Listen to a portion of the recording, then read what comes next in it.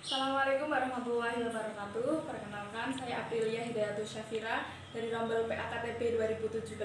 Di sini saya akan mempraktekkan cara mengajar dengan metode inquiry learning.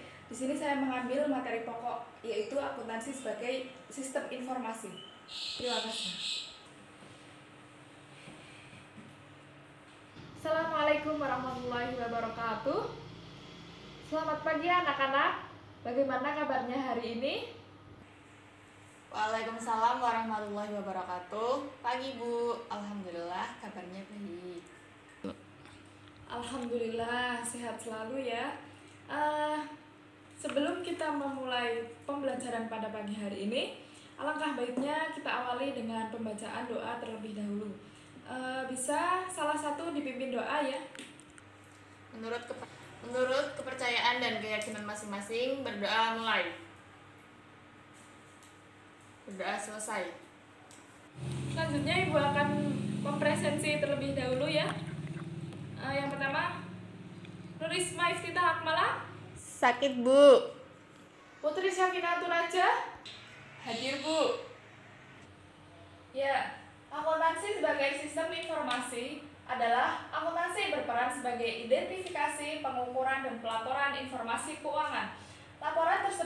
Informasi tersebut bisa digunakan dalam perusahaan berprofit atau perusahaan non-profit. Nah, laporan ini sangat bermanfaat bagi perusahaan tersebut karena laporan ini bisa untuk pengambilan keputusan agar bisa berjalannya perusahaan tersebut ingin seperti apa ke depannya. Selanjutnya, siapa sih yang pemakai informasi keuangan tersebut? Di sini ada 8 pemakai informasi akuntansi. Yang pertama yaitu investor, yang kedua karyawan, yang ketiga kreditur, yang keempat pemasok, yang kelima pelanggan, yang keenam pemerintah, yang ketujuh masyarakat, dan yang kedelapan manajemen. Selanjutnya yaitu kualitas informasi akuntansi. Ibu ingin Mbak Najah bisa membacakan apa yang ada di depan ya. Kualitas informasi akuntansi. A. Kualitas khusus pemakai. Informasi yang disajikan dalam bentuk dan istilah yang disesuaikan dengan batas pengertian pakai supaya bisa dimengerti. Yang B. Kualitas utama. 1. Relevan. Nilai prediksi, nilai umpan balik, dan tepat waktu. Yang kedua, dapat dipercaya, dapat diuji, netral, menyajikan kebenaran. Yang C. Kualitas sekunder. Ada daya banding, konsisten, dan cukup berarti. Terima kasih Mbak Najah yang tadi sudah membacakan. Benar sekali, kualitas informasi akuntansi. Kenapa kita membutuhkan kualitas informasi akuntansi? Karena akuntansi itu berfungsi sebagai penyaji data kualitatif yang nantinya akan dijadikan dasar mempertimbangkan dalam pengambilan keputusan bagi suatu perusahaan. Untuk itu informasi akuntansi sangat penting dan harus dijaga kualitasnya karena supaya bisa memenuhi syarat dan ketentuan yang telah berlaku. Di sini ada 3 kualitas informasi akuntansi. Yang pertama yaitu kualitas khusus pemakai, yang kedua kualitas utama, dan yang ketiga kualitas sekunder. Yang pertama, kualitas khusus pemakai adalah informasi yang disajikan dalam bentuk dan istilah yang disesuaikan dengan batas pengukuran, pengertian pemakai, dan supaya bisa dimengerti oleh pemakai. Namun juga pemakai sebisa mungkin sudah memiliki pengetahuan dari proses laporan keuangan tersebut. Yang kedua yaitu kualitas utama. Kualitas utama terdiri dari relevan dan dapat dipercaya. Yang pertama, relevan itu kriteria yang dibutuhkan untuk memperoleh informasi yang relevan adalah sebagai berikut. Ada nilai prediksi, nilai umpan balik, dan tepat waktu. Nilai prediksi adalah bisa digunakan sebagai dasar untuk memprediksi kemungkinan kemungkinan yang terjadi di masa yang akan datang. Yang kedua, nilai umpan balik.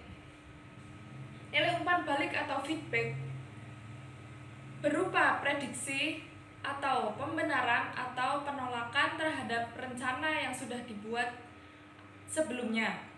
Yang ketiga yaitu tepat waktu. Informasi harus dikeluarkan setepat waktu mungkin, karena jika tidak tepat waktu juga akan mengundur pengambilan keputusan bagi perusahaan-perusahaan yang menggunakan laporan keuangan tersebut. Yang kedua yaitu dapat dipercaya. Dipercaya harus memiliki kriteria yaitu dapat diuji, netral, dan menyajikan kebenaran. Dapat diuji yaitu informasi harus bisa diuji kebenarannya oleh para penilai yang independen dengan pemakai metode pengukuran yang sama. Yang kedua yaitu netral. Informasi harus diarahkan pada kebutuhan umum pemakai dan tidak bergantung pada salah satu pihak saja. Yang ketiga yaitu menyajikan kebenaran. Informasi harus sesuai dengan kondisi ekonomi dan kejadian yang sesungguhnya, serta memberitahu yang sebenarnya, jadi tidak ada rekayasa di dalam laporan tersebut. Yang ketiga yaitu ada kualitas sekunder, yang berisi yang pertama daya banding, yang kedua konsisten, yang ketiga yaitu cukup berarti. Daya banding, informasi dapat dibandingkan dengan laporan perusahaan yang lainnya dalam periode yang sama. Yang kedua konsisten. Konsisten tercapainya daya banding tersebut antar periode dalam suatu perusahaan dengan penerapan akuntansi yang sama dalam waktu yang sama juga. Yang ketiga yaitu cukup berarti.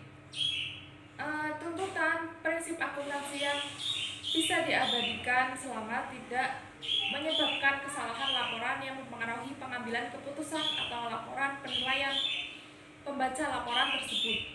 Selanjutnya yaitu ada bidang akuntansi. Di sini ada 11 bidang akuntansi. Yang pertama yaitu akuntansi keuangan, yang kedua pemeriksaan akuntansi, yang ketiga akuntansi biaya, yang keempat akuntansi manajemen, yang kelima yaitu akuntansi pajak, yang keenam akuntansi internasional, yang ketujuh akuntansi lembaga nirlaba, yang kedelapan akuntansi pemerintahan, yang kesembilan sistem akuntansi, yang kesepuluh akuntansi anggaran, dan yang kesebelas yaitu akuntansi pendidikan. Selanjutnya profesi akuntansi. Di sini ada 4 profesi akuntansi. Yang pertama yaitu akuntan internal. Akuntan internal adalah akuntan yang bekerja pada suatu perusahaan. Di situ dia sebagai karyawan yang menjalankan fungsinya sebagai akuntan. Yang kedua yaitu akuntan publik. Akuntan publik di sini akuntan yang bekerja pada suatu perusahaan independen yang di situ dia menjalankan tugasnya sebagai audit laporan keuangan, serta dia juga bisa mengaudit laporan keuangan pada perusahaan klien berdasarkan SAP dan SPAP. Yang ketiga yaitu ada akuntan pemerintahan. Di situ akuntan yang berada di departemen, salah satu departemen pada pemerintah, yang mana bertugas sebagai pengawas laporan keuangan tersebut sehingga tidak terjadi kecurangan dalam pembuatan laporan keuangan. Yang keempat yaitu ada akuntan pendidik. Di sini akuntan pendidik itu bertugas sebagai penyalur disiplin ilmu akuntansi kepada masyarakat dalam jalur pendidikan. Yang dikatakan sebagai akuntan pendidik itu biasanya adalah guru atau dosen akuntansi. Ya, seperti itu materi hari ini. Apakah anak-anak ada yang ingin ditanyakan?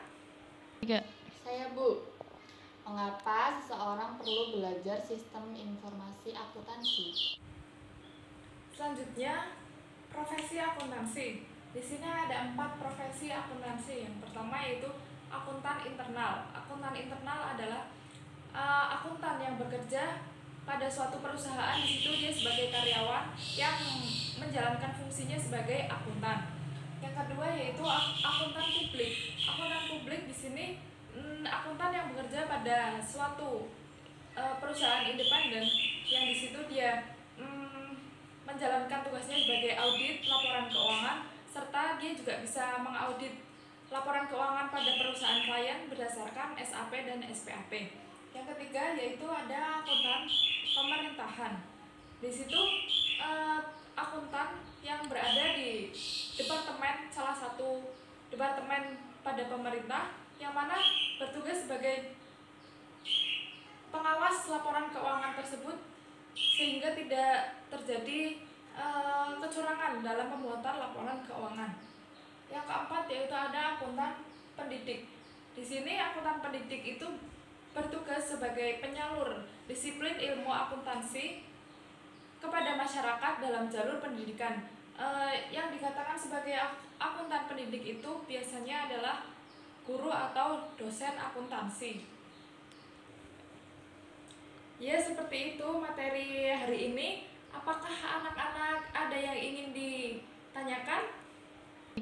Saya Bu, mengapa seseorang perlu belajar sistem informasi akuntansi? Ya, terima kasih pertanyaannya dari Mbak Najah. Pertanyaannya sangat bagus sekali ya. Mengapa seseorang itu harus mempelajari sistem informasi akuntansi? Di sini ada 5 alasan. Yang pertama yaitu bahwa sistem informasi akuntansi itu adalah hal yang sangat dibutuhkan dalam pengambilan keputusan. Yang kedua, sistem informasi akuntansi adalah sebagai suatu hal untuk mengontrol aset yang dimiliki oleh perusahaan tersebut. Yang ketiga yaitu sistem informasi akuntansi harus menyediakan data keuangan dan data non keuangan yang dijadikan sebagai informasi yang akurat guna pengambilan keputusan tersebut.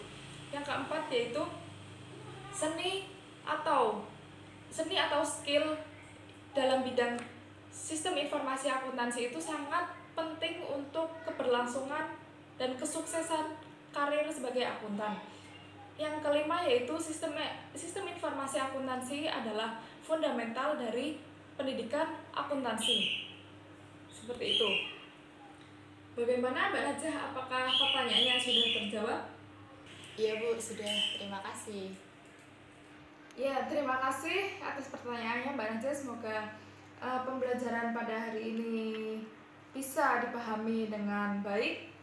Nah, jadi kesimpulan pada pembelajaran pada hari ini adalah bahwa sistem informasi akuntansi adalah hal yang sangat penting dalam perusahaan atau pemerintah atau dan yang lain sebagainya untuk pengambilan keputusan.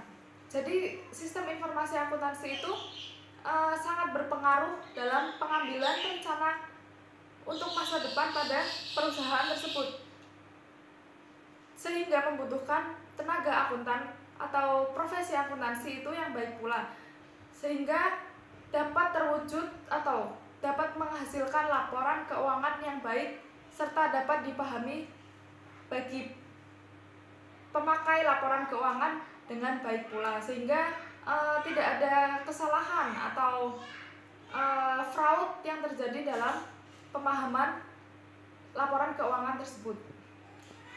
Sekian pembelajaran yang dapat Ibu sampaikan pada hari ini. Kurang lebihnya mohon maaf. Wassalamualaikum warahmatullahi wabarakatuh.